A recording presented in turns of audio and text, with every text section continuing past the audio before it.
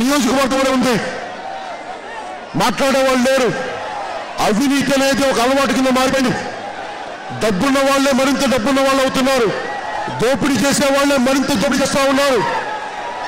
ఇవన్నీ చాలా బాధ కలిగించే అంశాలు. మాట్లాడేవాళ్ళు లేరు. యథా రాజా తథా ప్రజ అన్నట్టుగా రాజు ఎలా ఉంటారో పాలకుడు ఎలా ఉంటారో ఆ గుణాన్ని ప్రతి ఒక్కరు తీసుకుంటారు.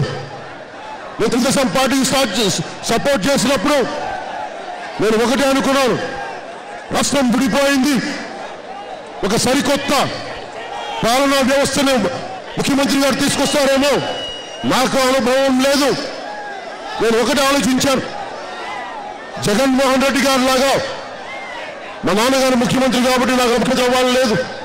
నేను ఒకటే నిర్ణయించుకున్నాను, అనుభవం తీసుకుందాం, నేర్చుకుందాం. ఒక పాఠాలు చెప్పడానికి ఒక టీచరే గోల్డెన్ ఎగ్జామ్స్ రాయాలి, బిఎస్సీ ఎగ్జామ్స్ రాయాలి, బిఈడి చదవాలి. అలాంటిది ఇన్ని లక్షల ఇన్ని కోట్ల కుటుంబాలను నిర్దేశించే రాజకీయ వ్యవస్థలో ఉండాలి అంటే అనుభవం కావాలి, దశాబ్దాల అనుభవం కావాలి. అందుకనే దశాబ్దాల అనుభవం కోసం నేను 2009లో పోటీ చేయలేదు, రాష్ట్రానికి మేలు జరగడానికి 2014లో పోటీ చేయలేదు. కానీ 2019లో మటుకు మనం ఖచ్చితంగా పోటీ చేస్తున్నాం, జనసేన ప్రభుత్వం స్థాపిస్తున్నాం.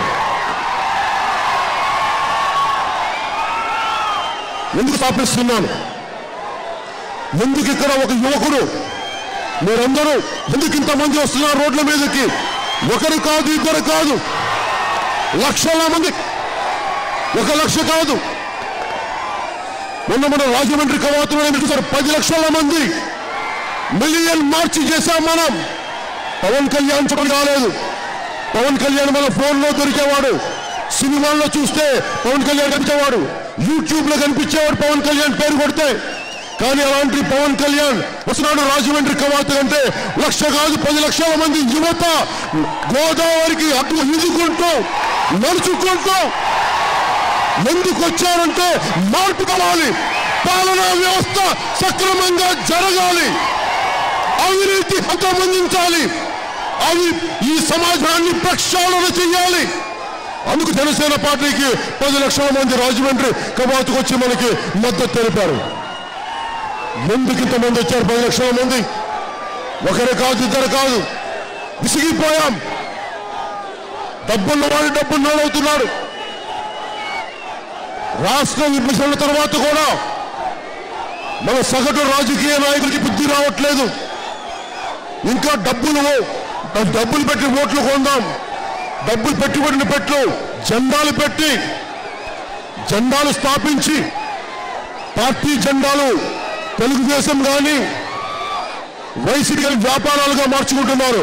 ఒక్క జనసేన పార్టీ జెండాయే సమాజంలో మార్పుకున్న జెండాలు. అవినీతిని ఎదిరించే జెండా అది, నీతిని నిలబెట్టే జెండా అది, దోపిడీదారులు చొక్కా పట్టుకుని నిలదీసే జెండా జనసేన జెండా.